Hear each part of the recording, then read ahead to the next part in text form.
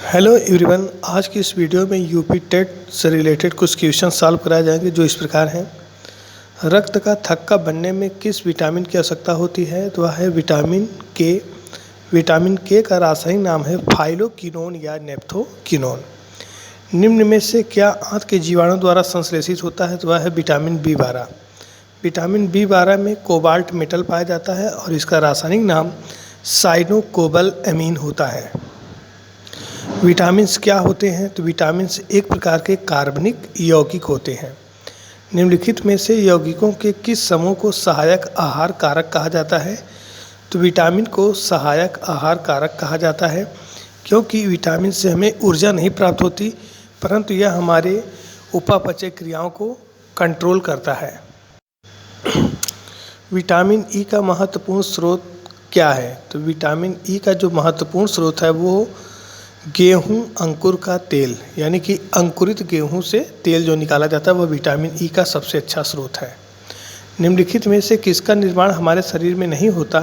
तो वह है विटामिन, अर्थात विटामिन की आवश्यकता को भोजन के द्वारा पूरा किया जाता है।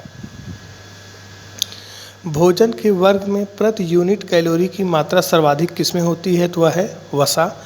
वसा के 1 ग्राम से 9.2 किलो कैलोरी ऊर्जा प्राप्त होती है, जबकि कार्बोहाइड्रेट से 4.2 किलो कैलोरी ऊर्जा प्राप्त होती है, अर्थात सर्वाधिक वसा से।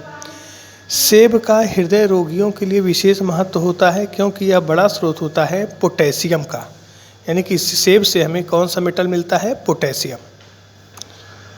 बासमती चावल के दाने पकाने पर लंबे हो जाते हैं क्योंकि उसमें पाया जाता है एमाइलोज, यानी कि इसमें एमाइलोज की अत्यधिक मात्रा होती है जो पकने पर बड़ा हो जाता है, अर्थात बासमती राइस का साइज बढ़ जाता है। भैंस के दूध में वसा की मात्रा कितनी होती है?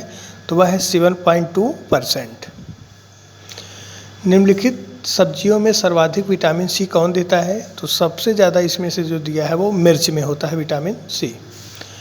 किसके अवशोषण में विटामिन सी मदद करता है? तो विटामिन सी आयरन के अवशोषण में मदद करता है और विटामिन सी का रासायनिक नाम है एस्कॉर्बिक एसिड। इसका सबसे अच्छा स्रोत होता है आंवला और नींबू, और इसके अलावा यह सिट्रस फ्रूट यानी कि मौसमी फलों में या रेशेदार फलों में भी पाया जाता है। प्रोटीन की अधिकतम मात्रा पाई जाती है, तो प्रोटीन की अधिकतम मात्रा पाई जाती है सोयाबीन में, अगर वेजिटेरियन की बात करें तो। लेकिन अगला अगर क्वेश्चन दिया है इसमें सबसे अच्छा स्रोत कौन है प्रोटीन का? तो वह है मूंगफली, क्योंकि चावल, सेब और मूंगफली में सबसे ज़्यादा प्रोटीन जो देगा वह मूंगफली देगा। और वेजिटेरियन के लिए प्रोटीन का सबसे अच्छा जो स्रोत होता है वह है सोयाबीन।